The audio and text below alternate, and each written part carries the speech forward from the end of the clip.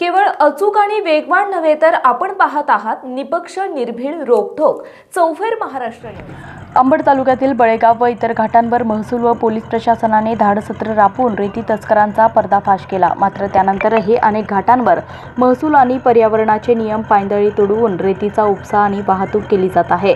बळेगाव या घाटात चक्क जेसीबी बुलडोझर उतरवून वाळूचे अमर्याद उत्खनन केले जात आहे। जेसीबी पोकलँड यांसारख्या अजस्त्र यंत्रणेही घाटावर आहेत, मात्र प्रशासन कारवाई करीत नसल्याने घाटधारकाला पाठबळ कुणाचे असा प्रश्न उपस्थित होत आहे। पोलीस प्रशासनाने धाडसत्र राबवून रेती तस्करांचा पर्दाफाश केला, मात्र त्यानंतरही अनेक घाटांवर महसूल आणि पर्यावरणाचे नियम पायंदळी तोडवून रेतीचा उपसा आणि वाहतूक केली जात आहे। बळेगाव या घाटात चक्क जेसीबी बुलडोझर उतरवून वाळूचे अमर्याद उत्खनन केले जात आहे।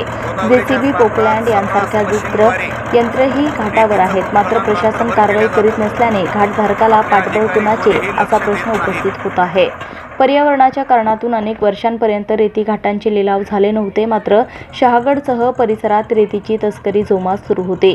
वाळू घाटांना पर्यावरणाची मान्यता मिळताच प्रशासनाने लिलाव प्रक्रिया पार पाडली। यामध्ये बळेगाव येथील 1, साष्टपिंपळगाव येथील 2 घाटांचाही समावेश आहे। शहागड येथील पैठण फाटा येथून या घाटांवर वर्चस्व ठेवले जात आहे। खनिकर्म विभाग वाळू घाट लिलावानंतर अटी व शर्ती घालून देते, त्यानुसार संबंधिताने त्यांचे पालन करणे आवश्यक आहे।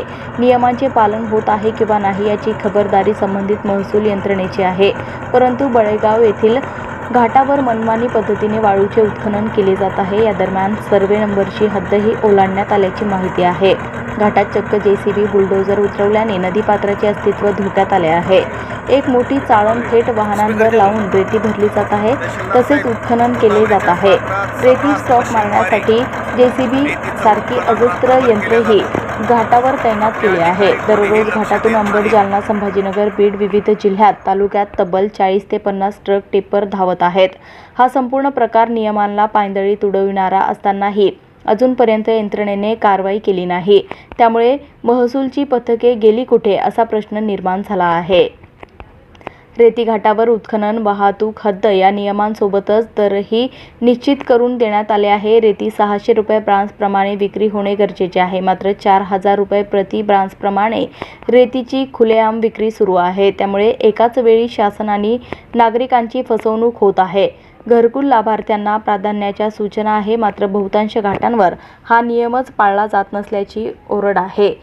अंबड तालुक्यातील बळेगाव वाळू घाटातून वरेमाप अवैध वाळू उत्खनन व वाहतूक ठरवून दिलेल्या साठ्यापेक्षा चौपटीने जास्त होत असल्याची तक्रार सामाजिक कार्यकर्ते अनिरुद्ध झिंजुर्डे यांनी संभाजीनगरच्या विभागीय आयुक्तांकडे लेखी तक्रार केली आहे।